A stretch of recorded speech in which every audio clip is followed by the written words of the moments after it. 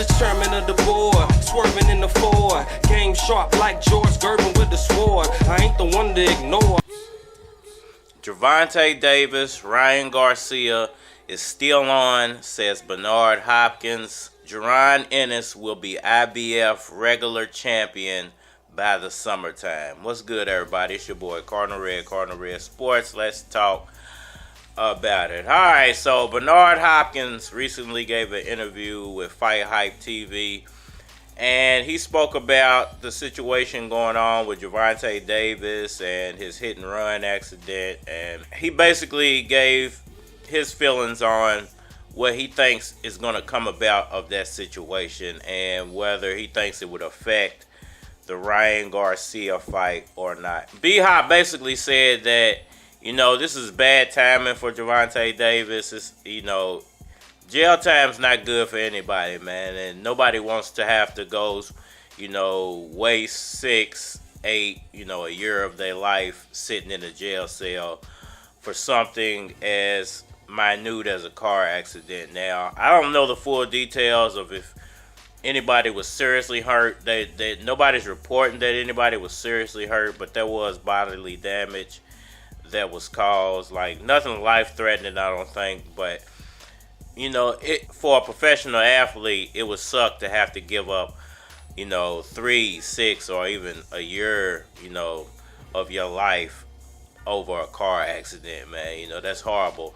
Now, remember, Bernard Hopkins, he was in prison as well. That was one of the crazy things about Hopkins back in the day when I used to watch him. He used to come out with the executioner mask, man. It was his gimmick was definitely, or his character, whatever you want to call it, was definitely one of a kind. And it definitely changed the game of boxing because nobody else was doing it with that type of style or pizzazz as Bernard Hopkins when he came out.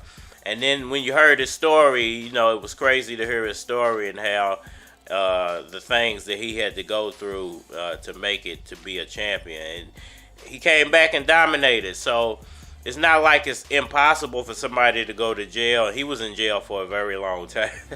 Bernard Hopkins was a gangster and a criminal and a real hood dude. So it wasn't just 3-6 months hanging over his head. He did a lot of jail time. So, I agree with him that it's definitely something that could derail his career. But he said since the sentencing isn't till May 5th, he thinks that all the ducks are in a row and all the stars are lined up for that fight to actually come to fruition on April the 15th, I believe it is. He doesn't see anything stopping that fight from happening. He just feels like he hopes that Gervonta Davis has the correct legal team to hopefully get him out of this without any jail time, more fines, related and community service and things of that nature. Hopefully for Gervonta Davis. But according to B-Hop, him, Golden Boy, Oscar De La Hoya, Al Heyman, PBC, Showtime, Fox, they've all got it worked out, hopefully, for the fight to actually take place as planned and scheduled for April the 15th. So good luck to Gervonta Davis with all that, man. I hope he pulls it off, man, and get that victory on both ends and doesn't have to do no jail time. Jaron Ennis reportedly will be the IBF regular champion by the summertime.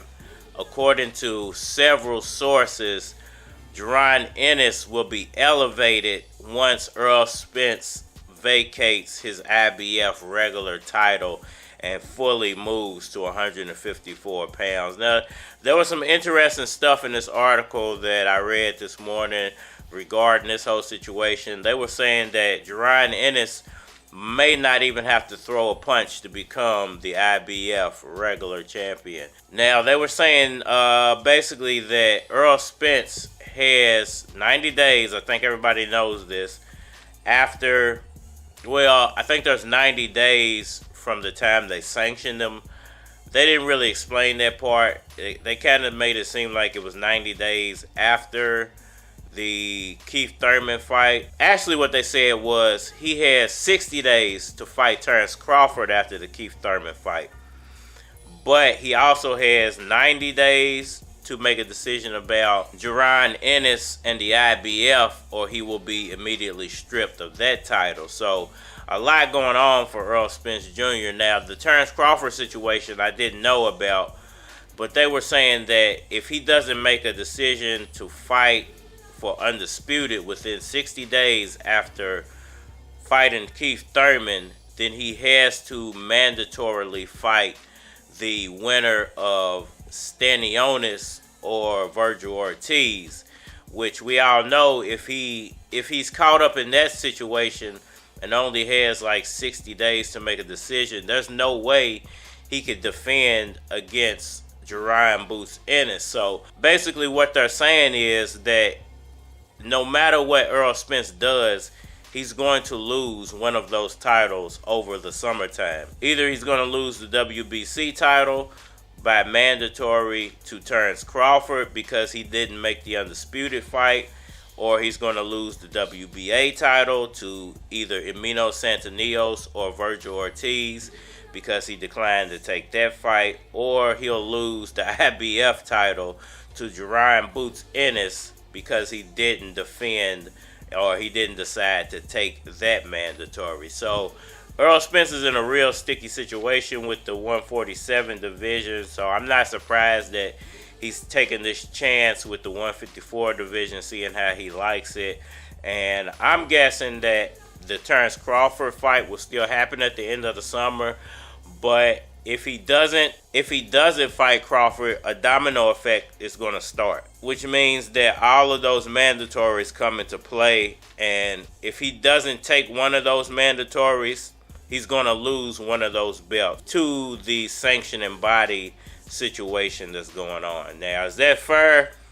It is what it is, man. Errol Spence had a chance to, rectify all of this about a year ago if he would have just decided to go with a different fight after Terrence Crawford decided to do what he did. If he wouldn't have kept pursuing Terrence Crawford and decided to go ahead and fight Boots, or go ahead and fight Virgil, or take on Stanionis, all of this could have just went away. He wouldn't have had to worry about it. But dragging it out and waiting for Crawford has caused an even bigger mess for the 147-pound division. And Errol Spence is definitely going to get caught up in the whirlwind. I think Terrence Crawford kind of planned some of this stuff out, and Errol Spence, he went for the trap like a rat for the cheese. It is what it is. Y'all let me know what y'all think about all that down in the comment section below. Hit that like button for me.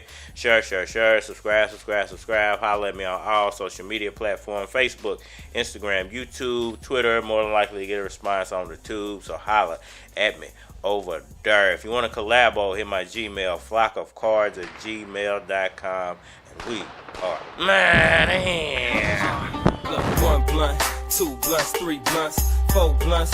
Now I'm high in a bitch. Nigga, 1 bird, 1/5 I'm nerve.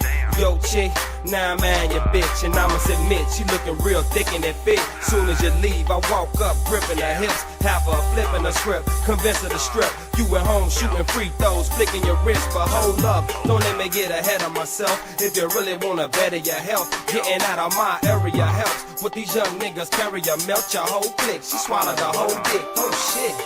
Now let me slow down, cause I'm off the heavy road now.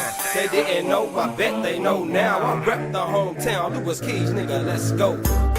Let's go. My West End niggas, let's go. My East End niggas, let's go. Louisville, let's go. Nigga, let's go. Let's go. Nigga, let's go. Let's go. Let's go. Let's go. Let's go. Yo, it's sorta like NASCAR. How these niggas take wheels off of fast cars, we not right. About to shine like dandruff and neon lights. Know you feel the shit that we on, right? I got your bitch and she's on pipe, taking pictures of herself. And if you're really slanging, you're snitching on yourself, jerk. So look at it that way. Why I'm looking at your rat from the back way. Then I'm looking for a black in the ashtray. But if that black ain't